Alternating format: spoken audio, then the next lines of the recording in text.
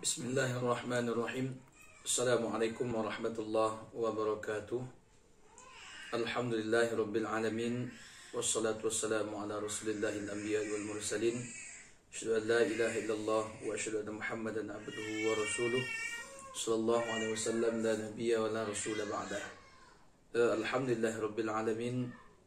Segala puji bagi Allah.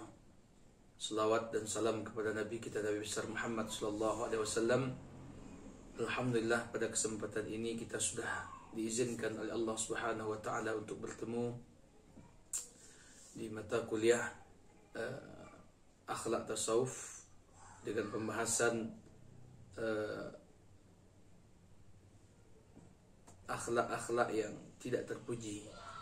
Baik, pada kesempatan kali ini kita akan membahas yang pertama adalah di antara bentuk akhlak yang tidak terpuji itu adalah bakhil, tabzir, ya, mubazir dan serakah. Baik, langsung saja mungkin kita masuk ke pembahasan. Yang pertama adalah bakhil. Ya, kalimat bakhil itu terambil dari kata bakhala, yabkhulu bakhlan. Ya, jadi secara bahasa artinya kita menahan sesuatu. Sedangkan menurut istilah bukhul atau bakhil itu adalah perbuatan seseorang menahan dan tidak memberikan sesuatu yang semestinya wajib diberikan kepada orang lain, baik wajib secara agama maupun wajib secara kepatutan menurut adat istiadat. Artinya semestinya atau seharusnya dia ini wajib memberikan ini kepada orang lain, lalu dia tahan tidak diberikan kepada orang lain. Apakah wajib itu wajib syariat atau wajib pun secara keadatan atau kebiasaan, namun sengaja dia tidak mau memberikan dengan alasan menahan, itu bakhil itu. Ya. Lalu kenapa perbuatan bakhil ini muncul? Ya karena terlalu cinta kepada dunia. Dia orang bakhil itu ya orang yang terlalu cinta kepada dunia. Dia kumpulkan, dia cari sebanyak-banyaknya, namun dia tidak mau untuk memberikan yang semestinya menjadi hak dan punya orang lain atau hak orang lain yang ada pada dirinya. Karena kebakhilannya, ya dia tidak mau untuk berbagi. Ya, karena cinta dunia, ia meyakini harta bendanya yang akan menyelamatkan dialah nanti di akhirat nanti. Nah, itulah kira-kira yang selanjutnya. Sebagaimana disebutkan di atas bahwa bakhil disebutkan karena cinta dunia, sedangkan cinta dunia disebabkan karena dua hal, yaitu mencintai kesenangan dunia dan merasa senang terhadap hartanya. Itu kaitannya. Baik, bagaimana cara menghilangkan sifat bakhil? Ya, yang pertama tentu kita sabar terhadap sikap sederhana. Ya, jadi sabar terhadap sikap sederhana apa adanya. Ya, tidak memperturutkan dunia, ya, tidak terpancing dan tidak tergiur melihat hal-hal lain yang mungkin terlihat wah dan segala macamnya. Yang kedua, menerima terhadap apa yang dimiliki. Ya, sudahlah sabar, lalu kita terima apa yang diberikan oleh Allah kepada kita. Sehingga nanti kalau kita tak menerima apa yang diberikan oleh Allah, seolah-olah nanti kita tidak reda dengan apa yang diberikan oleh Allah kepada kita. Yang ketiga, banyak mengingat mati, ya, agar tidak terlalu panjang angan-angannya. Jadi kalau memang orang yang bakhil itu ya banyak-banyak lah ingat mati, ya, agar nanti tidak bakhil lah, tidak pelit. Lalu merenungkan terhadap orang-orang kaya yang meninggal. Ya, lalu lihatlah sekeliling, layangkan pandangan jauh, tukikkan pandangan dekat. Ya, miskin mati, kaya mati. Ya, cobalah lihat orang kaya itu, yang dia bawa tak lebih dari kain kafan yang melekat 3 helai di badannya, tak lebih daripada itu. Apa yang semestinya kita bakhilkan hidup di dunia ini. Yang kelima, merenungkan betapa buruknya perilaku orang yang bakhil di sekitar kita. Ya, lihat sekeliling kita, bagaimana orang yang bakhil ini dibenci, ya, bagaimana orang yang bakhil ini tidak disenangi, ya, bagaimana orang yang bakhil ini menjadi buah bibir atau segala macamnya lah di tengah keberadaan orang lain. Baik, selanjutnya merenungkan hadis yang mengecam perilaku bakhil dan memuji-muji perilaku dermawan. Jadi kan ada hadis yang mengatakan, ya, kalau orang bakhil itu dilaknat, misalkan orang yang lahir bakhil itu tidak disenangi oleh Allah Subhanahu wa taala, ya. Lalu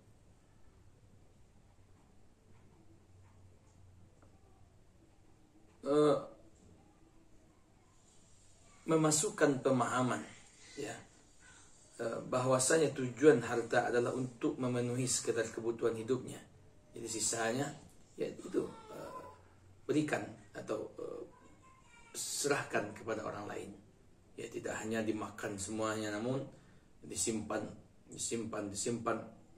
sampai akhirnya nanti kita tidak memberikan apapun kepada orang lain. Banyak ya kalau dalil tentang bakhil itu sangat banyak sekali, baik dalam Al-Quran ataupun dalam hadis.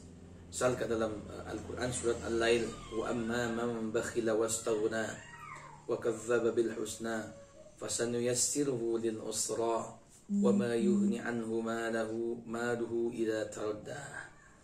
Adapun orang-orang yang bakhil dan merasa dirinya cukup serta mendustakan pahala terbaik, maka kelak kami akan menyiapkan baginya jalan yang sukar dan hartanya tidak bermanfaat baginya apabila ia telah binasa. Jadi begitu orang yang bakhil, ya, nanti akan diberikan kesusahan oleh Allah Subhanahu wa taala. Bahkan hartanya yang dia bangga-banggakan atau dia bakhilkan di dunia pun tak akan bisa menyelamatkannya nanti di akhirat.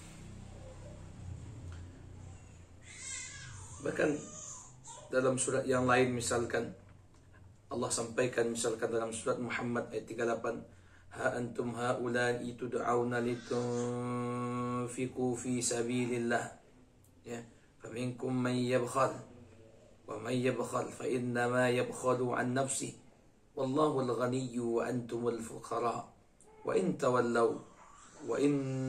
tatawallaw yastabdil qauman ghairakum thumma la yakunu amsalakum, ya. Ingatlah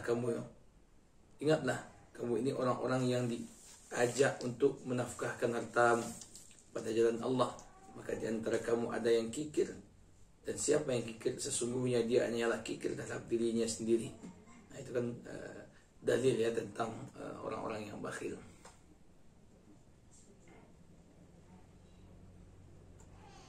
Bahkan Nabi juga sampaikan dalam hadis, iyyakum wasyuhha fa innama halaka man kana qablakum bisyuhi amarahum bil bukhli, ya, fabakhilu wa amarahum bil qati'ah faqata'u wa amarahum bil fujuri fafajaru. Hadis dari Imam Ahmad. Hati-hatilah kamu, kata Nabi, terhadap sifat yang bakhil, karena bakhil telah merusak orang-orang sebelum kalian. Mereka memutuskan silaturahim, berbuat bakhil dan berbuat maksiat. Semuanya disebabkan oleh penyakit bakhil itu. Hadis dari Imam Ahmad. Jika ada mengatakan di dalam ayat Al-Quran, wa la yahsabanna alladhina yabkhuluna bima atahumullahu min fadlihi wa khairan lahum bal huwa syarrun lahum sayatawaquna ma bakhilu bihi yaumal qiyamah. Sekali-kali janganlah orang-orang yang bakhil dengan harta yang Allah berikan kepadanya, mereka dari karunia-Nya menyangka bahwa kehilangan itu baik bagi mereka. Sebenarnya kebakhilan itu adalah lebih buruk bagi mereka. Harta yang mereka bakhilkan itu akan dikalungkan kelak di lehernya pada hari kiamat di hadapan Allah Subhanahu wa taala. Itulah dalil bagi orang yang melakukan kebakhilan. Banyak ayat dalam Al-Quran. Baik, kita cukupkan sampai di situ. Lalu apa akibat dari bakhil? Bakhil itu tidak hanya mendatangkan kerugian di dunia saja, namun di akhirat pun orang yang bakhil akan mendapatkan azab, ya, disebabkan karena dia bakhil. Di antaranya akan sulit mendapatkan kebahagiaan. Jadi orang yang bakhil susah nanti akan mendapatkan kebahagiaan. Hina di hadapan orang lain, ya, kita pasti ya, orang yang bakhil pasti hina lah di hadapan manusia. Orang yang bakhil akan tersiksa jiwanya karena selalu memikirkan bagaimana cara agar hartanya bertambah. Ya, diperbudaklah dia oleh jiwanya. Hartanya tidak bermanfaat karena hanya ditumpuk saja. Jadi orang bakhil itu tak bermanfaat hartanya karena ditumpuk saja. Ya, ikan air misalkan. Air yang tergenang kalau tidak mengalir tentu dia busuk.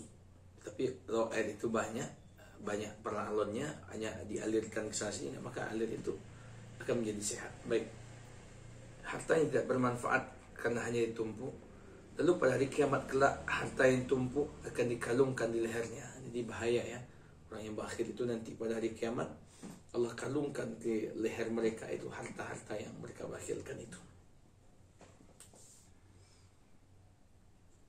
Harta yang ditumpuk itu tidak bermanfaat sama sekali di hadapan Allah, melainkan hanya akan mendatangkan kerugian. Jadi jangan sangka orang yang bakhil itu mendapatkan kebaikan, justru malah mereka akan mendapatkan keburukan dari Allah Subhanahu wa taala. Lalu kehancuran yang disebabkan ya peperangan sesama manusia sebagaimana yang telah menimpa umat-umat terdahulu. Jadi umat-umat terdahulu itu banyak yang hancur ya, karena berperangan, karena bakhil dan segala macamnya. Itu yang pertama. Yang kedua, bentuk perbuatan yang tercela itu adalah tabzir atau mubazir. Ya,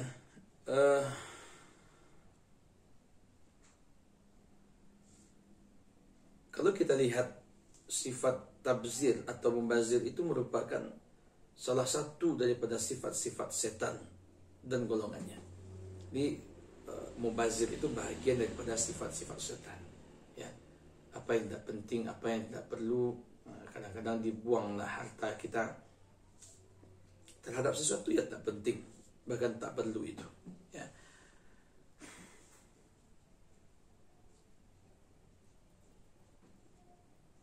Sehingga nanti orang yang membuang-buang harta itu ya terjerembab ke dalam perbuatan yang boros.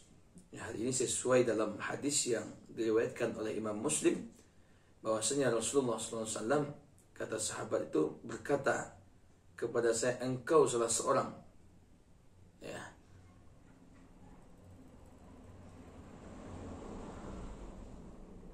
baik, kita tinggalkan apa contoh mubazir ya. Salah satu contoh sifat mubazir adalah menafkahkan segala sesuatu tanpa merasa jenuh, tapi pada hal-hal yang batil. Ya, misalkan kita memiliki uang, kekayaan, atau apapun lah namanya, lalu kita belanjakan kepada hal-hal yang tidak penting, yang tidak ada manfaat untuk dunia dan akhirat, sengaja kita buang-buang. Itu bagian daripada contoh mubazir. Innal mubazirina kanu ikhwana syayatin, kata Allah. Orang mubazir itu temannya setan ya. Orang yang mubazir itu saudaranya setan. Maka syaitanu rabbihi kafura. Setan itu ya terhadap Tuhannya mereka menjadi engkar. Adapun sifat tabzir dibagi menjadi tiga. Yang pertama, boros dalam harta ya. Yang kedua, mubazir dalam kesehatan. Yang ketiga, mubazir dalam waktu. Ya, kalau mubazir dalam harta, wa ati dzal qurba haqqahu wal miskina wa ibnas sabil wa la tubazzir at-tabzira ya, wa la tubazzir tabzira. Dan berikanlah haknya kepada karib kerabat, juga kepada orang miskin dan orang yang dalam perjalanan, dan janganlah kamu menghambur-hamburkan hartamu secara boros. Nah, itu kan jelas itu. Kita dilarang oleh Allah Subhanahu wa taala ya untuk membazirkan harta kita dalam hal-hal yang tidak penting. Ya, justru kalau kita memiliki banyak uang misalkan, ya berikanlah karib kerabat, orang miskin, ibnu sabil, ya, dan segala macam orang-orang yang membutuhkan. Yang kedua, membazir dalam kesehatan. Ya. Ada dua nikmat, nikmatani, ya, maububatani. Ada dua nikmat yang banyak melalaikan manusia atau tertipu manusia olehnya. Yang pertama, nikmat sehat, dan yang kedua, nikmat waktu yang luang. Jadi membazir dalam kesehatan adalah tidak digunakan ya kesehatan itu untuk melakukan sesuatu yang taat, untuk mendekatkan diri kepada Allah. Dibuang-buang masa sehatnya itu. Ya, tidak digunakan kepada hal yang diridhai oleh Allah, tidak digunakan kepada hal-hal yang diberikan jalan kebaikan oleh Allah dalamnya. Itu termasuk tabzir dengan waktu ya, tabzir dengan kesehatan. Yang ketiga adalah mubazir dalam waktu, sesuai dengan hadis yang diriwayatkan oleh Imam Bukhari ya. Waktu luang juga menjadi hal yang sering disia-siakan ya. Di samping sehat atau kesehatan, waktu luang juga sering disia-siakan. Di waktu luang dia tidak melakukan ibadah, di waktu yang luang tidak salat, di waktu luang tidak melakukan apapun amal kebaikan. Itu termasuk orang-orang yang mubazir ya tentang perilakunya. Ya bani Adam, khuzu zinatakum inda kulli masjid wa kulu washrabu wa la tusrifu innahu la yuhibbul musrifin. Itu ayatnya. Wahai anak cucu Nabi Adam, ya, silahkanlah ambil perhiasanmu ketika kamu hendak datang ke masjid. Wa kulu washrabu, silahkan makan dan minum, tapi jangan berlebih-lebihan dan mubazir. Bahwasanya Allah tak suka kepada orang yang mubazir. Ya, baik.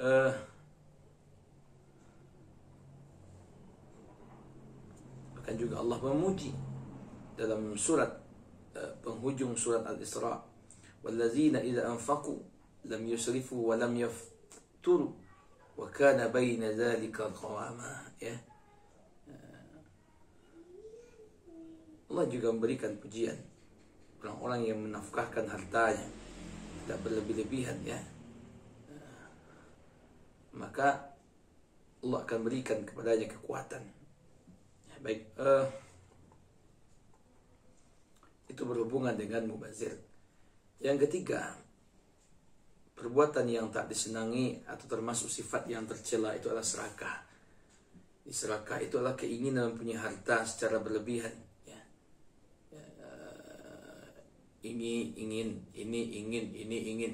Seolah-olah dikumpulkan dunia ini, tak cukup dunia ini. Itu serakah itu. Dapat satu ingin dua. Dua ingin tiga. Ya, bukan tidak boleh. Ya, boleh. Tetapi kalau seseorang hanya memprioritaskan itu, ya, dan tidak taat dengan aturan dan tidak patuh kepada Allah, dan dia hanya uang, duit, harta saja, ya, ini dikumpulkan, ya, itu yang dikatakan serakah itu. Ya. Dan ingin menguasai sesuatu lebih dari ia memiliki. Serta serakah itu bagian daripada tabiat mendasar manusia yang harus ditekan. Ya. Karena Nabi juga pernah mengatakan dalam hadis riwayat Bukhari dan Muslim, jika anak Adam itu diberikan satu lembah emas, dia tak akan mencari yang kedua, ya. Dia akan mencari yang kedua, ketiga, dan segala macamnya. Dan jika ada diberikan yang ketiga, dia akan mencari lembah yang ketiga. Diberikan dua, pasti dia cari yang ketiga. Dan tidak ada, ya, yang menutupi mulut anak Adam melainkan tanah. Artinya saking serakahnya mereka itu, ya, maka tanahlah yang menutup mulut mereka. Artinya sampai mereka nanti menghadap kepada kematian, barulah berhenti mereka melakukan serakah. Bagaimana cara menghindari perbuatan serakah? Jika seseorang muslim ingin menghindari sifat serakah, ia harus menanamkan sikap qanaah, sifat qanaah, ya, menerima apa adanya, merasa cukup atas karunia yang diberikan dan nikmat yang disalurkan oleh Allah, namanya qanaah. Ya, legowo lah kira-kira. Selain itu, Islam juga menganjurkan hidup sederhana, artinya tidak berlebihan dan menjauhi hidup bermewah-mewahan. Ya.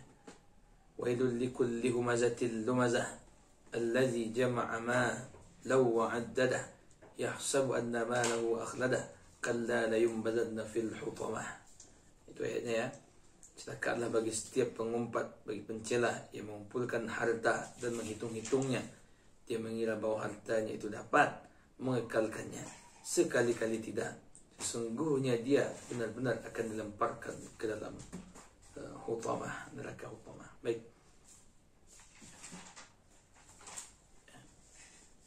Bahkan juga Nabi pernah menyampaikan, misalkan, memperingati manusia ini tentang bahaya sifat tamak atau serakah. Meski sudah berusia tua dan mungkin ajal akan segera tiba, sifat tamak dan serakah masih bisa muncul pada dirinya jika tidak bisa mengontrol hawa nafsunya. Dia orang yang tidak bisa menjinakkan hawa nafsunya, dia mengontrol hawa nafsunya, maka dia akan diperbudak oleh sifat serakah ini. Setiap manusia pasti akan menjadi tua, namun jiwanya tetap mudah mengenai dua hal, yaitu tamak akan harta benda dan selalu ingin panjang umurnya. Itu ya, kebiasaan manusia itu seperti itu. Ingin tamak, ingin memiliki ini itu dan segala macam, dan ingin umur panjang dan tak mau ingat mati dan segala macamnya ya. Dalam sabda Nabi Muhammad SAW dijelaskan bahwa keinginan manusia akan harta benda tidak ada habisnya karena tamak dan serakah. Ya, seorang manusia yang tamak akan berhenti menginginkan harta benda setelah ia mati dikubur hingga tanah memenuhi mulutnya. Itulah hadis yang kita bacakan tadi. Ya, andai misalkan manusia sudah memiliki harta benda sebanyak 2 lembah, mereka ingin lembah yang ketiga, mereka ingin lembah yang keempat, dan segala macam. Tak cukup bagi mereka. Walaupun lembah itu sudah penuhi oleh emas, mereka ingin lebih daripada itu. Di akhir hadis itu Nabi kita menyampaikan bahwa Allah yang menerima taubat orang-orang yang telah bertaubat kepadanya. Artinya sebelum ajal datang, orang-orang yang bisa bertaubat dari ketamakan atau keserakahan, ya, maka bertaubatlah kepada Allah Subhanahu wa taala. Baik, ini mungkin pertemuan kita pada hari ini ya. Silahkan like, share dan komen. Tinggalkan pertanyaan di kolom komentar. Share sebanyak-banyaknya ya. Silahkan di subscribe dan hidupkan tombol lonceng. Baik, ini mungkin yang dapat kita sampaikan pada hari ini. Berbanyak maaf, wabillahi taufik. Wassalamualaikum warahmatullahi wabarakatuh.